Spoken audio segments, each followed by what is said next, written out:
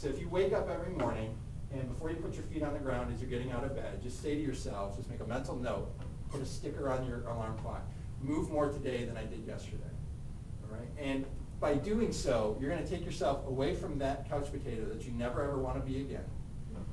Okay? And you're going to move yourself at least in that direction. That, you may not want to win the Tour de France 7 times, okay?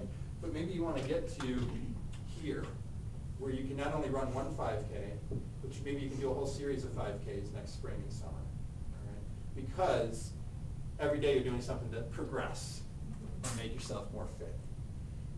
So that move more today than you did yesterday, and the concept of progressing is the key to your exercise success as you go forward. You've probably all progressed through your running program. You may have started, I think I was talking with Annalisa, where you started as a run-walk program, right? And then you trashed that because you got past it, okay? So, which basically means you took a step from that side of the room to this side of the room, right? It's great. Nobody's doing the run-walk program right now, right? There is no run-walk. Okay, so you canceled out the entire run-walk program, which is fantastic, okay? And it's okay to walk part of the 5K. There's no shame or anything in that. Finishing the 5K is the goal. But everybody in here has gotten better as they've gone. And that's what happens. The first one is just survival mode.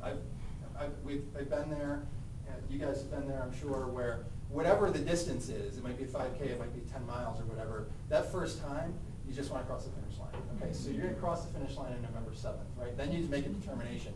Have you, is survival mode behind you at this point in time, right? Are you confident that, okay, I've done one, now I can do the other?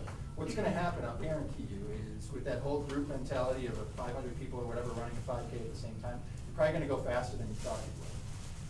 So it's okay then, the next one, to say, yes, I want to improve on my time. Okay? So that might be a great goal for you to set. I want to be a minute faster. I want to be 2 minutes faster. And then, you use a 12-week approach leading up to this 5K. That's a pretty good cycle to use leading up to your next 5K as well. But what I would do, one of the ways to run faster, learn to run faster, is actually to start running faster in just really small increments. Right? So if you're out for a 5K run, pick up your tempo to an uncomfortable level, right? Safe but uncomfortable level, for 30 seconds. Just so you get the idea in your body of what it means to run at a faster pace. Because until your body learns that, it's not going to do it for you. And then back off and maybe even walk, because you just did, 30 seconds, you just, we're going fast. And then walk for 30. And do a 5K that way, where you're pushing your pace for a short period of time and then really recovering in between those. And eventually what you'll find is you take a 30-second fast increment with 30 seconds of walking, 30 seconds fast, 30 seconds of walking. Then the next time you go out, make it a 45-second fast increment and shorten the rest time.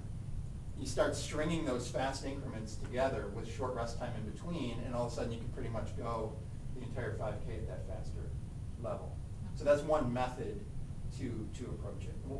One of the things I see people try to do is just, to get faster, they just go out and run a 5K at a steady tempo, trying to make that steady tempo quicker.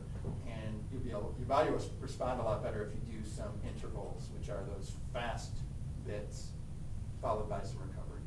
And do you want to do that for every workout, or do you want to do it that occasionally? Yeah, okay. So your longer runs, which I think in this program you do longer runs on the weekends, right? So your longer runs can be those steady pace ones, but maybe your Wednesday or your Monday or whatever the day is run that you want to do could be more of that